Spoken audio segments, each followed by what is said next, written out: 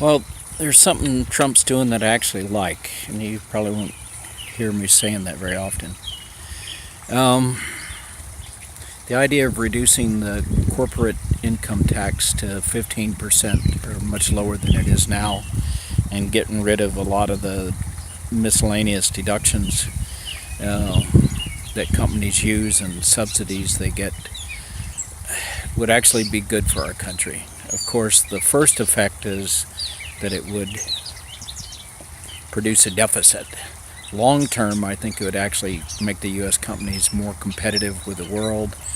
Uh, it would keep them from keeping a lot of tax overseas, and he's also not going to, double tax them, tax overseas and tax here, and then give a low rate to bring the money back into the U.S. for investment. All that's good stuff. The deficit, where we already owe 20 million, I wish, 20 trillion. It's bad. He says we'll grow, the economy will grow. Um, it probably will, but not enough to offset the deficit until we've run up another 20 trillion or something. Um, but there's actually a fairly reasonable way to do it that shouldn't take a brain scientist.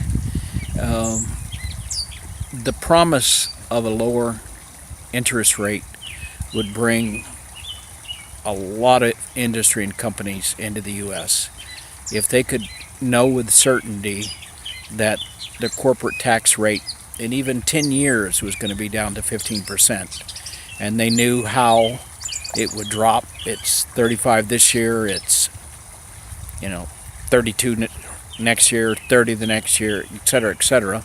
And then as the economy picks up, they could maybe change that schedule and be more aggressive or less aggressive according to how things are going with the deficit.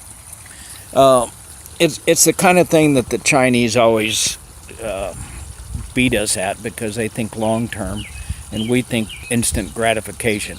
Well, there's not an instant gratification route going like this.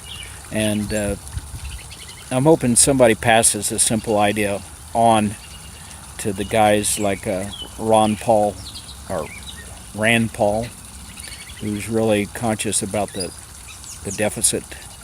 Um, and I should think that even the Democrats should support this. It's a win-win. Companies win. Jobs are created, hopefully, to partially offset the artificial intelligence and computer technology that's putting everybody out of work. Um, and it would also, if it's done gradually, it wouldn't preempt other programs like doing infrastructure, because you could, you do this in a measured way. It didn't take. Infrastructure should be approached in the same way too, like a 10-year plan. And maybe the first year just get a good study going on what all needs to be done and a master list and some priority. Maybe that's even a couple of years, and then start working on the thing. The Republicans need to get over stuff like we've got to raise the gasoline tax or something if we're serious about getting the infrastructure fixed.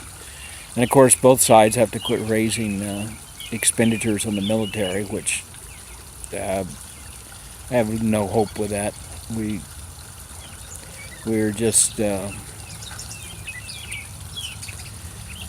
one new administration away from another way to get in a war in this country, and Trump's no exception.